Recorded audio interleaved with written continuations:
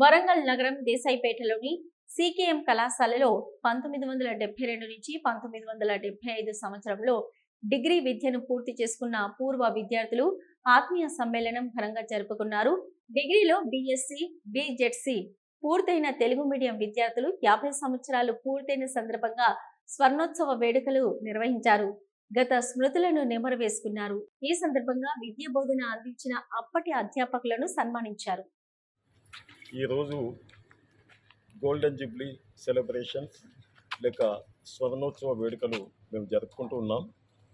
1972-75 మొట్టమొదటి BSc, BZC Telugu medium బ్యాచ్కి సంబంధించిన విద్యార్థులము ఒక 50 ఏళ్ల పిదప ఒక ఆలోచనకు వచ్చాము.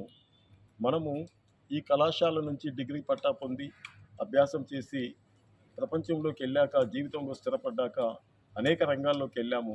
మనమంతా ఒకసారి కలిసినట్టయితే ఒక ఆలోచన చేసేటువంటి అవకాశం ఉంటుంది కదా అన్న ఉద్దేశంగా మేము ఫోన్ల ద్వారా కలుసుకోవడం జరిగింది. ఒక నెల రోజుల లోపలే ఈ కార్యక్రమాన్ని నిర్వహించాలనుకున్నాం. అసలు గొప్ప విషయం ఏంటంటే మేము కలిసి ఎటువంటి నిర్ణయం భవిష్యత్తులో మాకు ఇప్పుడు దాదాపు 70 ఏళ్ళు ఉన్నాయి. మిగిలినటువంటి జీవితకాలంలో ఏదైనా ఒక మంచి పని సమాజ సేవ కోసం చేయాలన్న ఆలోచనకి ఒక వేదికను ఏర్పాటు చేయాలనుకొని ఈ సమాహ వేదికను మేము ఏర్పాటు చేసుకున్నాం.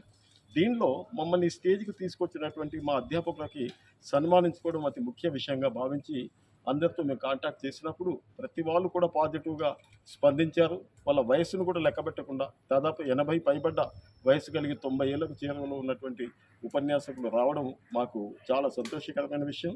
వాళ్ళ నుంచి మేము వినగలిగిందే కాకుండా ఇప్పుడు వినడానికి కూడా మేము ప్రయత్నం చేస్తున్నాం. మేము జీవితంలో భవిష్యత్తులో ఈ కార్యక్రమాన్ని ముందు కొనసాగించడానికి వాళ్ళ నిర్ణయం తీసుకుంటున్నాం. ఈ కమిటీ, ఈ సమావేశం పిదప ముందుకు కొనసాగుతుంది. సమాజ సేవ లోపల మా వంతు జీవితం ఉన్నంతకాలము ఏదైనా ఒక మంచి పని చేయడానికి మేము ఒక కార్యోన్ముఖులం కావడానికి ఈ వేదికను ఉపయోగించుకుంటున్నాం. ఈ వేదికకు వచ్చిన ప్రతి వాళ్ళకి కూడా ఆ స్ఫూర్తితోని వెళ్ళాలని కూడా మేము ప్రయత్నం చేస్తున్నాం.